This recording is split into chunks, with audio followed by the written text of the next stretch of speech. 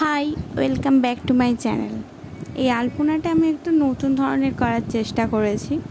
মাঝখানে ময়ূরের পালক করেছি, আর এই কালারটা করেছি অ্যাক্রেলিক কালার দিয়ে, যেটা উঠবে না সহজে।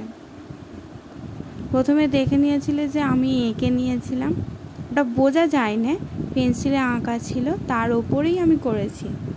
আর শেষে সোনালি অ্যাক্রেলিক কালার দিয়ে করে দিয়েছি, আর হাইলাইট করার জন্য কালো রং ইউজ করেছি। এই যে সাদা আলপনাটা দেখতে পাচ্ছ, এটাও অ্যাক্রেলিক কালার দিয়েই করা। শেষ পর্যন্ত ভিডিওটা দেখো, আর তোমাদের এই ভিডিওটা কেমন লাগলো, আলপনাটা কেমন লাগলো আমাকে বলবে।